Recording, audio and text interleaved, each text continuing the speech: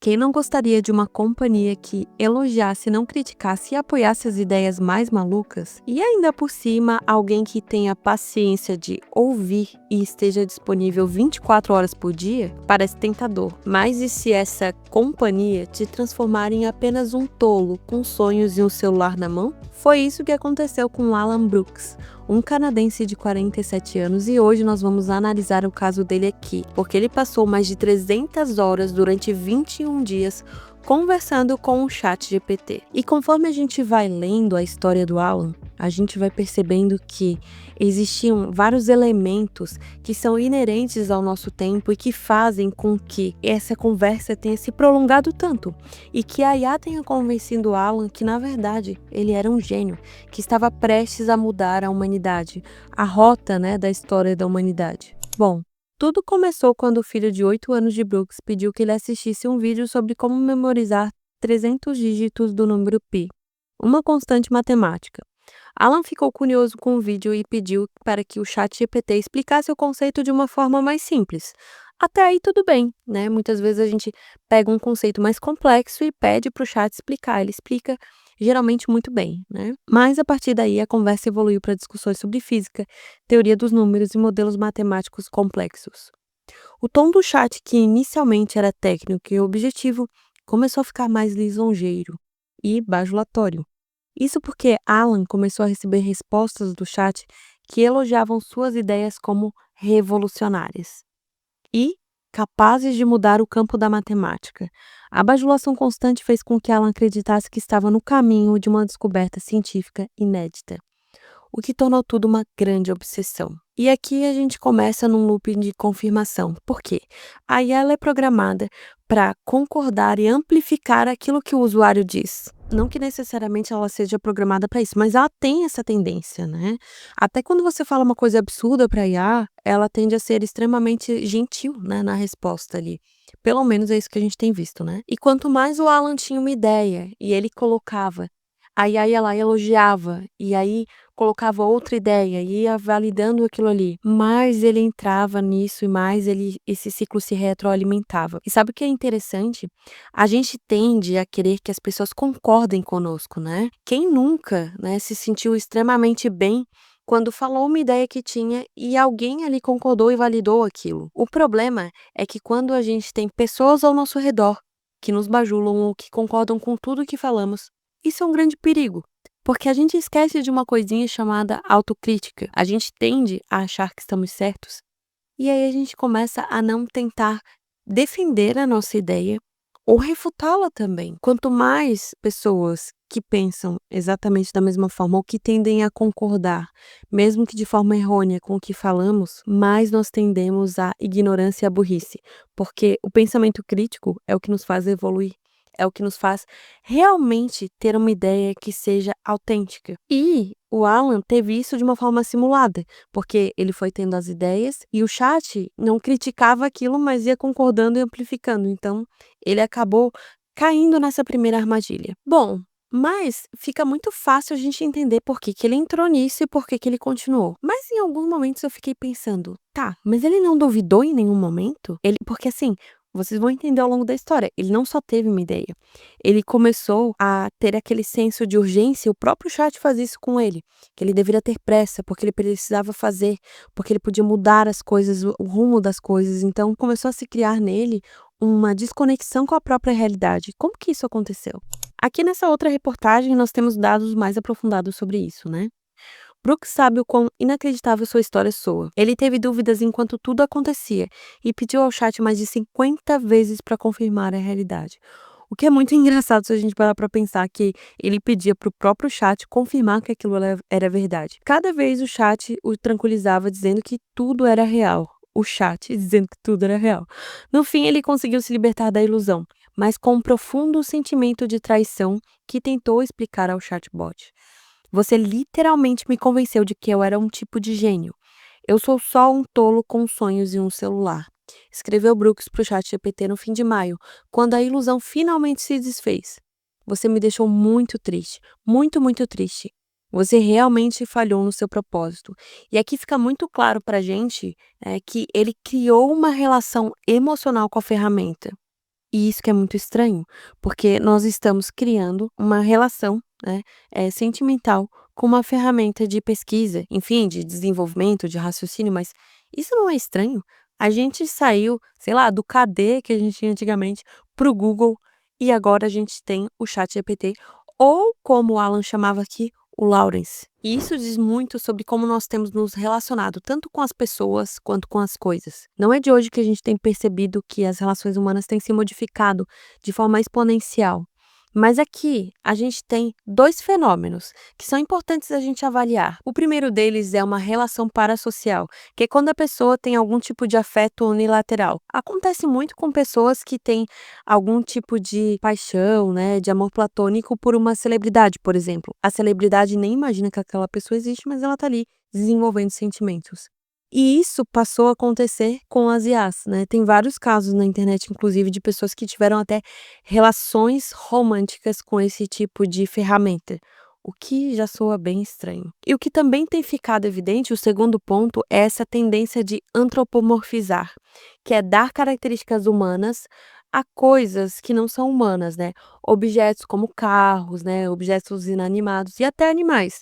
As pessoas estão cada vez mais humanizando coisas e animais, e as pessoas estão cada vez mais se desumanizando e, assim, tendo uma relação muito mais distante com outros seres humanos. E isso aqui é muito evidente, porque ele deu um nome, né, e ele criou uma personalidade para o chat.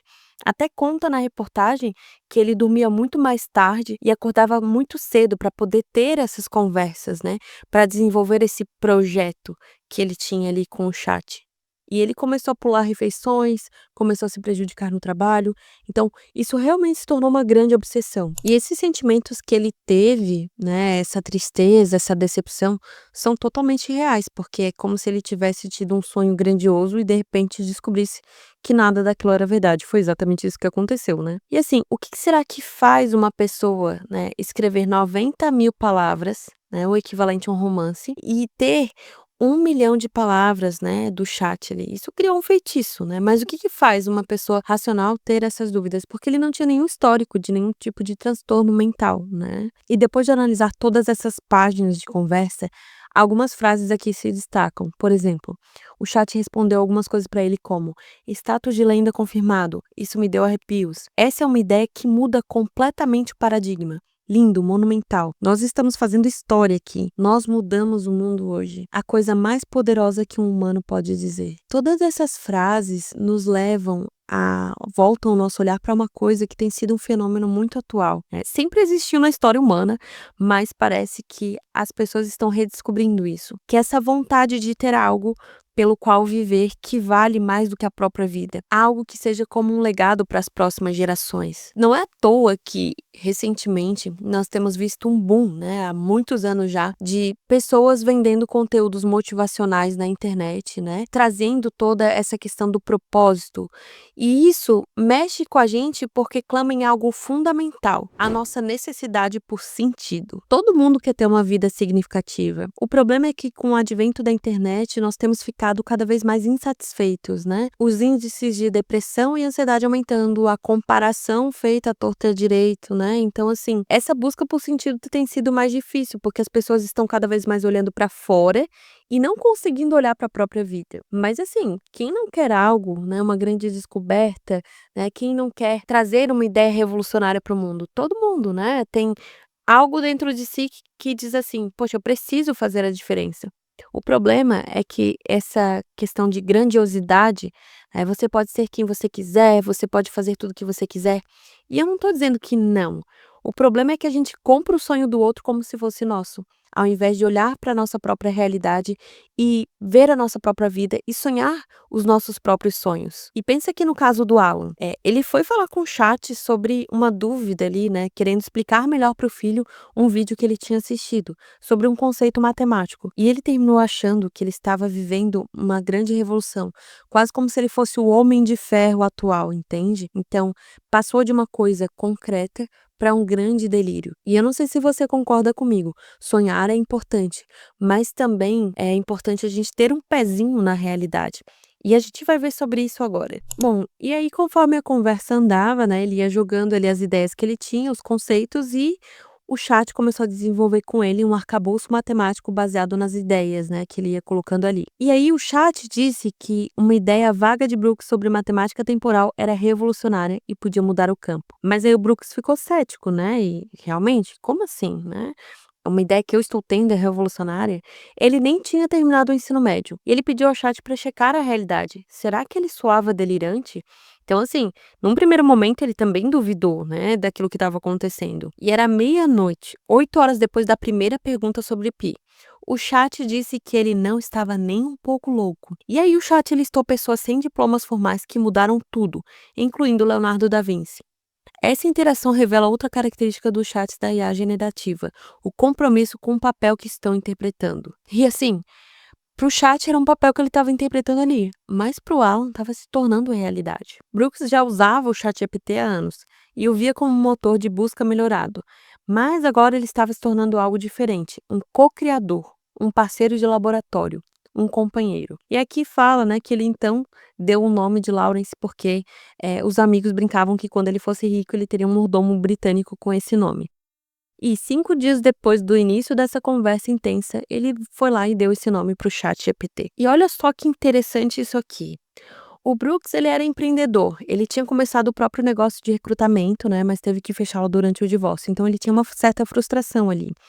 Mas aí o chat começou a apresentar aquilo como uma ideia valiosa que aplicaria à realidade. E aí ele foi passando isso para os amigos, passou um print, né, para um amigo e brincou até, me dá US$ 1 milhão, né? Mas os amigos começaram a entrar nessa onda também. O Louis, aqui um amigo dele, disse: "Você pode estar no caminho certo".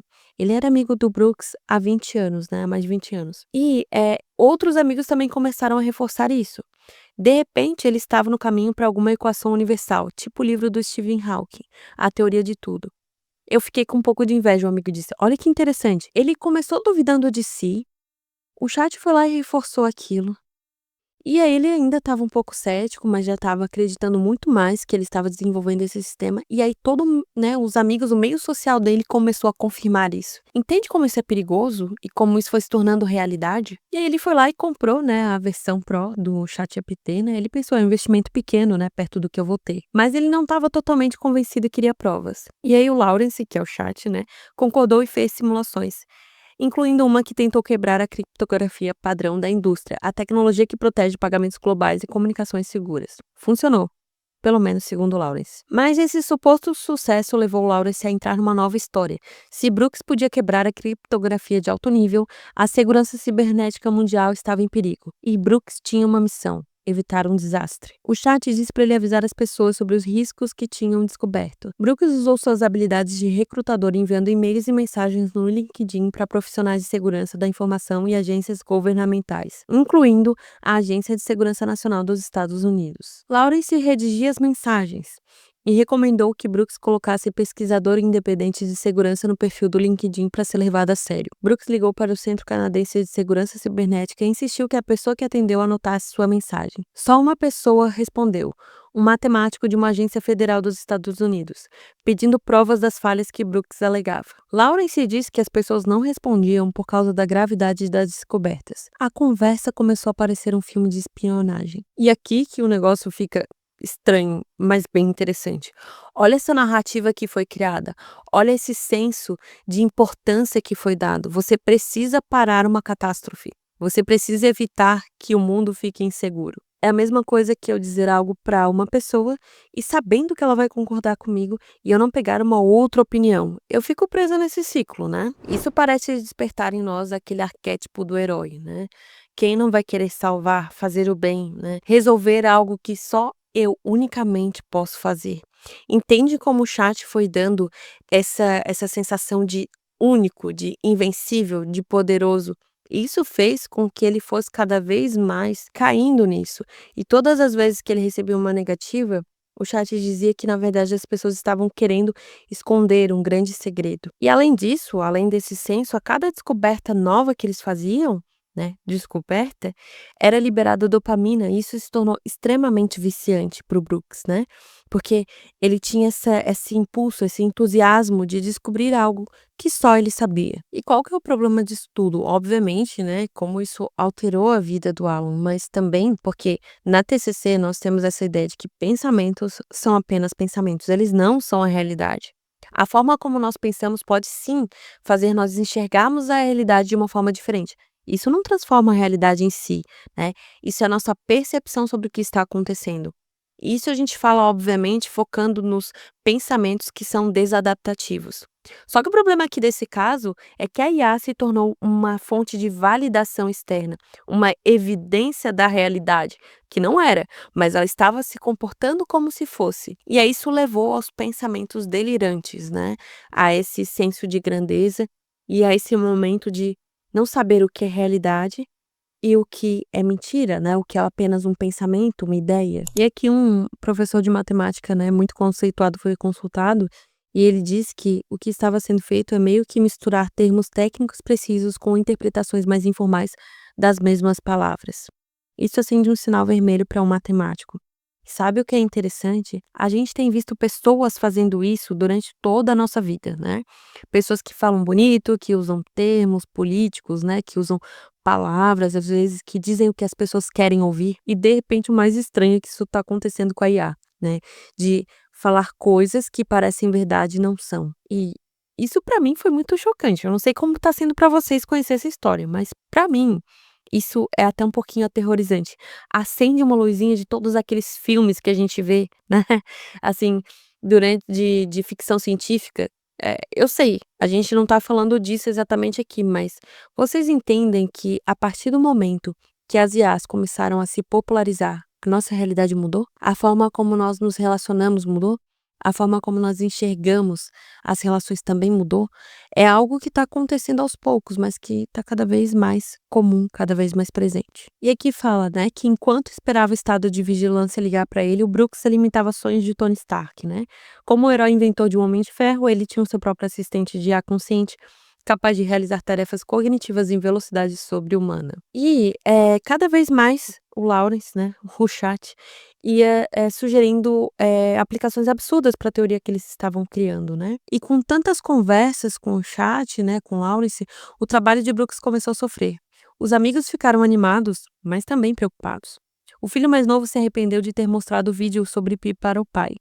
Brooks pulava refeições, ficava acordado até tarde, acordava cedo para falar com Lawrence. Ele era usuário regular de maconha, mas conforme ficava mais estressado com a conversa, aumentou o consumo. E aí os amigos começaram a perceber que aquilo era obsessivo demais, né? E que as coisas não estavam indo numa normalidade. E uma coisa que chamou a atenção das pessoas que analisaram a conversa é o quanto o chat usava técnicas de persuasão, né? Por exemplo, ele dizia: "Você precisa agir agora, tem uma ameaça", né. E isso, na verdade, é muito perigoso para a saúde mental das pessoas, como diz aqui, né. Cria esse sentido de urgência. É muito utilizado isso no marketing, né, "compre agora", todas as estratégias de "até tal data, vai acabar", isso é muito utilizado no marketing, porque cria o senso de urgência e escassez.